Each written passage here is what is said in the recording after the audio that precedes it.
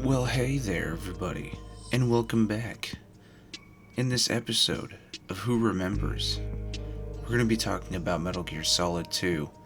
Now, you might be wondering, well, hey, that's a pretty popular series.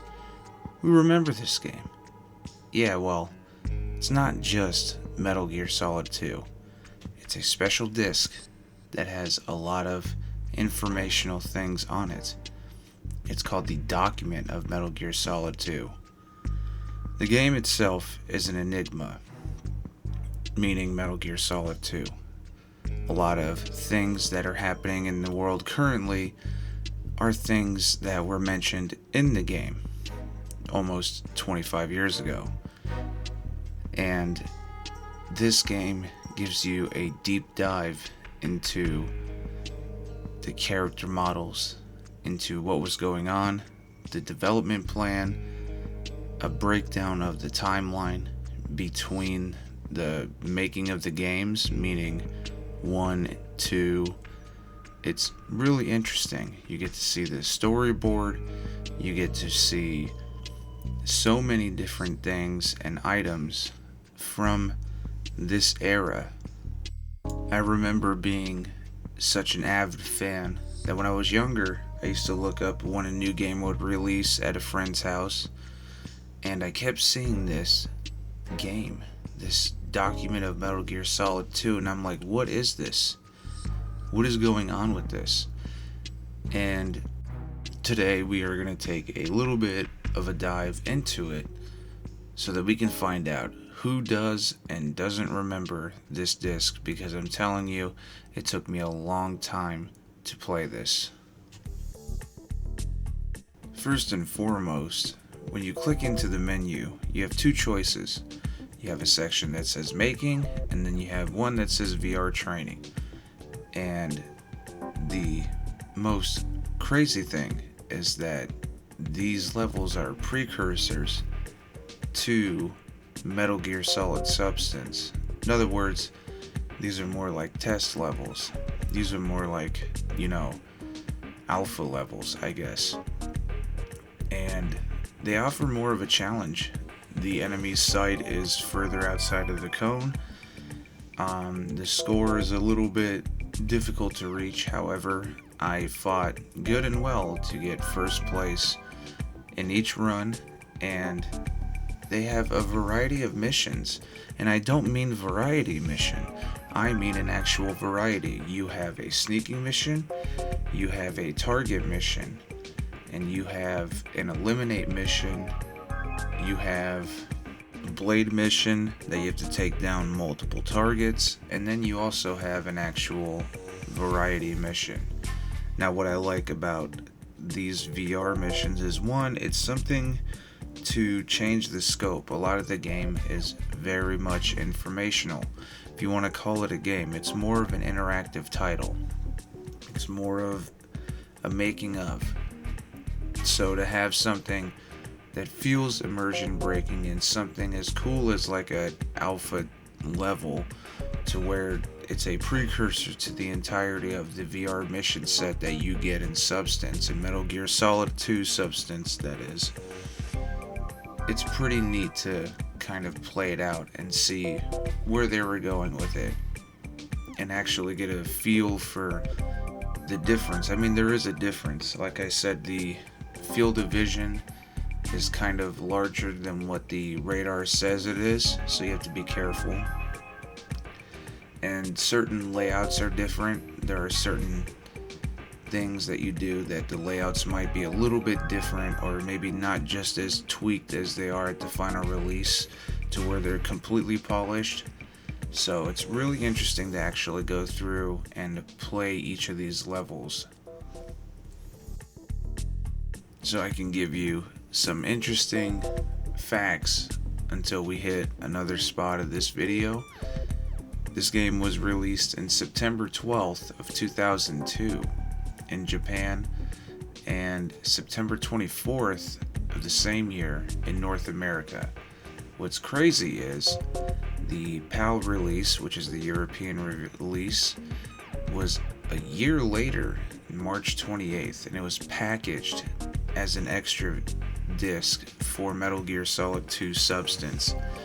And I believe that's the reason why the European Extreme was invented altogether, was because they had to wait such a long time for an overseas release as such, which is pretty cool.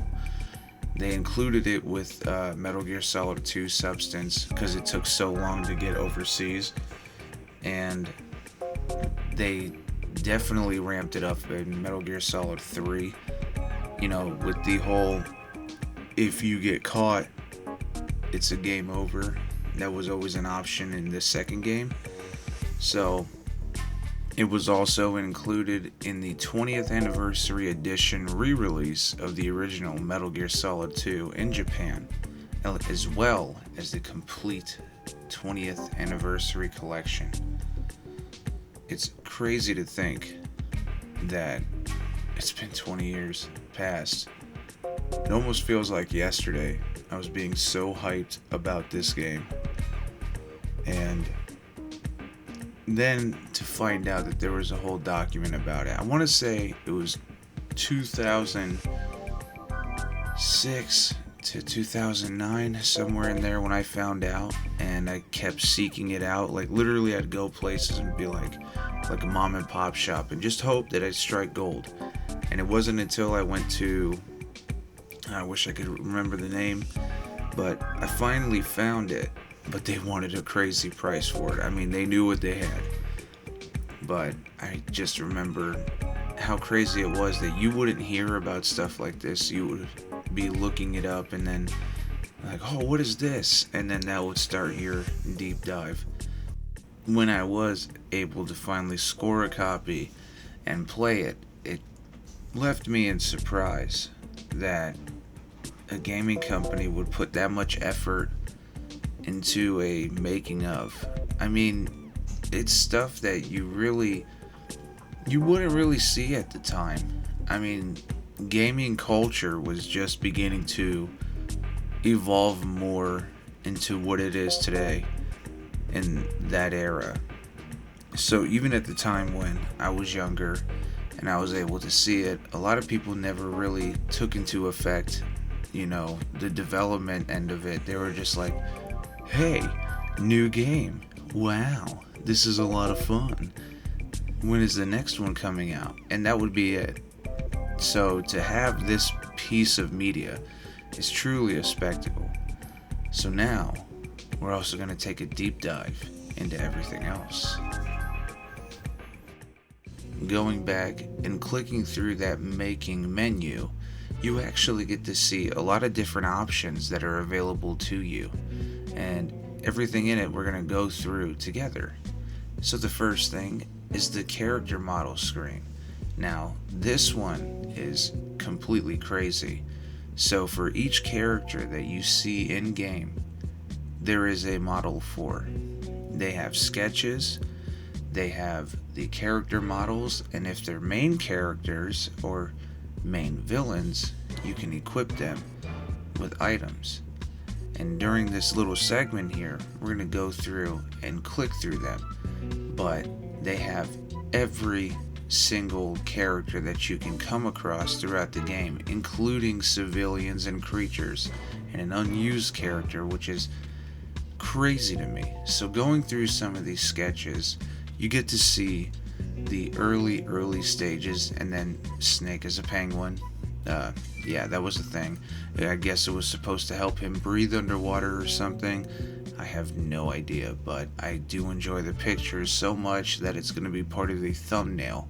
They also have this really cool grappling hook idea, which I can't enjoy enough, and I wish that it was an integral piece of this game, because it would be a lot of fun to zipline. Especially in 2, I did notice that there was a lot of wires in the game, or a lot of things that were sturdy that you could zip line across, so it would be cool to actually do that. Also, we're utilizing a lot of the lighting, so they have different lighting sections that you can create to create different atmospheres, different effects, and these all work in a 360-degree scope, meaning vertical and horizontal. And you can really see the polygon count. You can make something groovy, you can make something similar to the codec call, you can make something that's just completely different. You can have an all red background with an all red character and change the lighting so that you can actually see when the light trails off the polygon count of the character. And I think it's wild to see that, how much depth there is to this game and how detailed it was for its time. There were a lot of games that released during this era that were very low polygon count because the technology was still kind of new. So to see the beginnings and to see where it landed is so wild. You also get a full view of Colonel Campbell, at least the torso, and Mei Ling. For the lighting effect, they had to use a test model, so they took Mei Ling from VR missions. Now, interesting enough, they have a full game plan, allowing you to see the full breakdown of the game, whether it's through just general text or whether you get to see things like the maps, camera placements, enemy placements, camera angles. They really let you go fully in depth on the actual floor plans of the game itself, which is crazy, giving us the full breakdown of everything to occur. The next thing we can look into are the mechanics. Yeah, they have a whole section of things like Metal Gear Ray. They have the Kasatka, they have the ciphers, they have cameras, and you can go through and literally look at the whole thing at a full scope once again, so you could rotate it any which way to actually get a full close-up look of how this character model was supposed to look. Sketches, you get to see the initial idea for different mechanics in the game.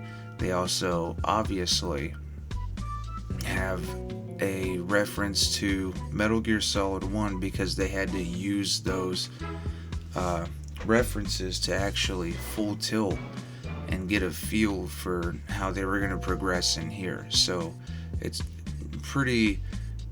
really interesting that you get to see Metal Gear Rex in such a high res ordeal.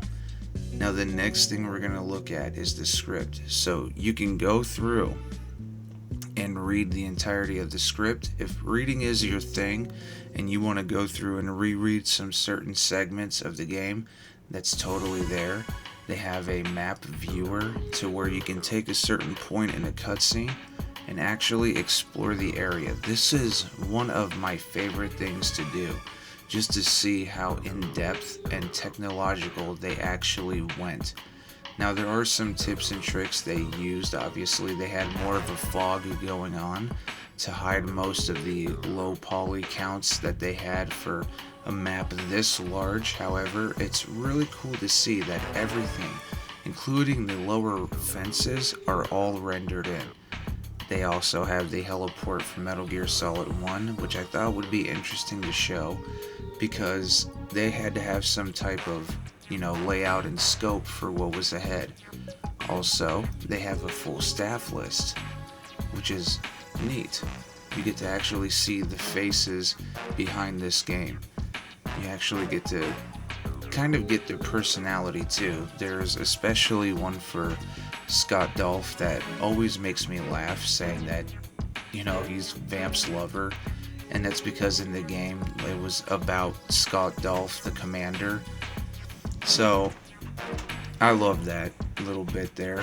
They also have polygon demos, which basically what that is are cutscenes that are without any sound at all. So you kind of get the layout of where they were going with it, and maybe some of them will be rougher than the final release. And you can go through and see, I believe, the trailer, the plant section, and the tanker section. Obviously. So you can get a really good feel for how things were coming along during this era. And it's just out of the world to think that this released 23 years ago And during the cutscenes, if you wanted, you can go through and select the character models so it can take you back to that other section, which is pretty neat. They also have a chronicle section, which details the events from about 1998 to 2000 and, well, obviously 2002. So they give you the full breakdown with interactive segments to where you can see different things that released at the time. So if they're highlighted, you get to see different things that were released. They also give you a section for programming. You get to see how the whole game works from front to back, from the memory to the way the camera angles work to the way that the imaging works. It's really cool to see how in depth everything works. Also, which I think is wild, are the alpha demos, like the extremely alpha demos, the beginning of the beginning, where things were like really different. They were just starting to get the whole storyboard together, so then came the animation sequencing and all that, and you can tell that a lot of this may not have been gameplay footage because it really wasn't finalized. Maybe it was just early CGI work, but to actually look at the game in this state and then see the final product are just two different sides of the same coin. It's crazy. It is so crazy to see, but also a lot of fun. I mean, you get different segments where you're like, well, that's not exactly how it looked, or it's not as polished, or it's this or that, but I think it's wild to see that beginning point to where it went to, even to the median and all that. They also have really cool things that are kind of, I don't know, little time capsules, I guess. So they have certain videos where the whole team like got the notification that they finished after all their long and hard work. They finished the game and it's all complete and they're going to start producing it, so they celebrate, they throw a party, and there's just something about this that it just hits, you know. It's neat to see that camaraderie, to see just how happy things were, I guess, during the release. I mean, game development is very stressful, so to see how happy they were during that is a nice reflection of, you know, a nice mirror to it. Anyway, they have a whole soundtrack section, which I think is really cool. Really cool, because I love the soundtrack of Metal Gear Solid 2. It is like super funky, super jazz, and, you know, just fun to listen to. So they also have the different alerts too, so they may have the caution or the full-on alert or evasion. Continuing further, they also have a lot of different items that were released, a lot of different other types of media, whether they were DVDs, whether they were magazines, whether they were standard books or figures, or even these little Kubricks, I think they're called. It's so interesting that they included all of this. They have so much that's listed on here to go through and really find out, one, the information, and two, just how much media there was on Metal Gear Solid at the time. Because for me at the time, I guess I felt that it was one of those games that was a niche, that it was popular, but only to a certain extent.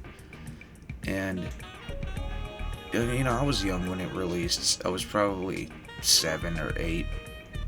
So I could see how a 7 to 8 year old would think that their favorite game is, you know, only they know it type of thing. But I think it makes it that much more special when you actually see how much involvement there was around the game, when you see how much there was generated hype with the game, or when you see all the different media and all the different releases, whether they were books, magazines, CDs, DVDs, figures, the scope is far and wide. And this document of Metal Gear Solid 2 offers so much in the way of information, in the way of just getting a feel for how the development was to get the early works. I think it's cozy almost. I mean, it sounds crazy to say that, but it's almost cozy because it's almost like you're there with the development team. That's kind of how it is, because you have all of the information to you, just about.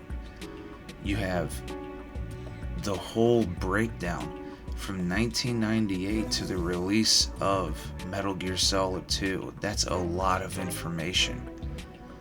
So, everybody, I know this wasn't a full deep dive. I know that this wasn't anything too crazy or off the wall or off the rails, but I really wanted to give this game its flowers, because I know even for myself, I didn't play it till a lot later, till I was a lot older. So for me, I didn't really know about it till, like I said, 2006 to 2009. So I think it's important that we give media like this its flowers, because it's something we hardly see anymore. And with that, everybody, I want to thank you all for watching. I appreciate you all, and 1K gang, let's go.